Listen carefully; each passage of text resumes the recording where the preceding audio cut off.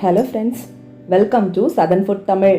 இன்னைக்கு நம்ம Southern Food Tamilல ரொம்ப சிம்பிள் and டேஸ்டியான புடலங்காய் கூட்டு ரெசிபி தாங்க எப்படி பண்றதுன்னு பார்க்க போறோம். இது நம்ம ரொம்ப சிம்பிளா குக்கர்லயே எப்படி பண்றதுன்னு வீடியோக்குள்ள போய் பார்க்கலாம் வாங்க. வீடியோக்குள்ள போறதுக்கு முன்னாடி நம்ம சேனல் Southern Food Tamilல Subscribe பண்ணிட்டு அப்படியே பக்கத்துல இருக்க அந்த பெல் சிம்பலையும் கிளிக் பண்ணிக்கோங்க. இப்போ குக்கர்ல நான் ஒரு 1/2 கப் பாசி பருப்பை நல்லா 3 ல இருந்து 4 தடவை வாஷ் பண்ணிட்டு ஒரு 10 நிமிஷம் ஊற வச்சு எடுத்து வச்சிருக்கேன். அதை உள்ள சேர்த்துக்கலாம். கூடவே ஒரு 1/4 கிலோ புடலங்காயை இந்த மாதிரி குட்டி குட்டி கியூபா கட் பண்ணி வச்சிருக்கேன். அதையும் உள்ள சேர்த்துக்கலாம். ஒரு வெங்காயத்தை நீல வாக்கில் கட் பண்ணி உள்ள சேர்த்துக்கோங்க. காரத்துக்காக 4 பச்சை மிளகாய், ஒரு சின்ன தக்காளி, கூடவே ஒரு கொத்து கொத்தமல்லி இலை.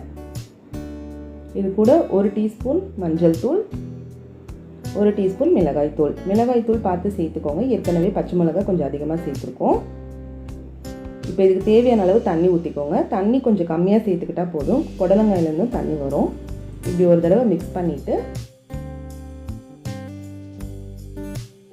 இதை இப்போ நம்ம 3 விசிலுக்கு மீடியம் ஃப்ளேமில் குக்கரை மூடி போட்டு வைக்க போகிறோம்.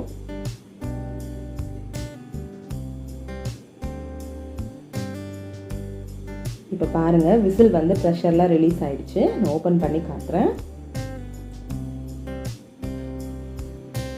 பாருங்கள், பருப்பு புடலங்காய் எல்லாமே சூப்பராக வெந்துருச்சு.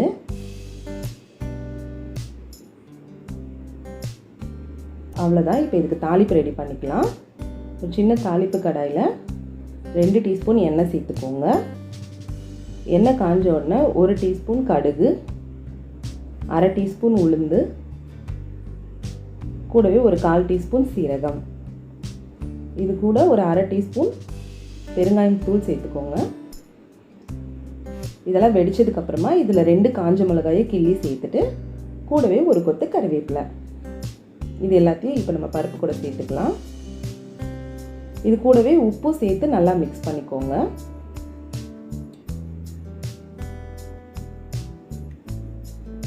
அவ்வளோதான் ஃப்ரெண்ட்ஸ், புடலங்காய் கூட்டு சூப்பராக ரெடி ஆகிடுச்சு. இது சப்பாத்தி பூரி மட்டும் இல்லாமல் வெள்ளை சாப்பாட்டோடையும் ஒரு சூப்பரான காம்பினேஷன்.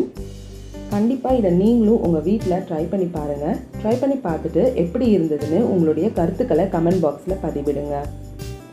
இந்த வீடியோ உங்களுக்கு பிடிச்சிருந்ததுன்னா லைக் பண்ணுங்கள், உங்கள் ஃப்ரெண்ட்ஸுக்கெல்லாம் ஷேர் பண்ணுங்கள். திரும்ப வேற ஒரு ரெசிபியோடு சந்திக்கிறேன். தேங்க்யூ.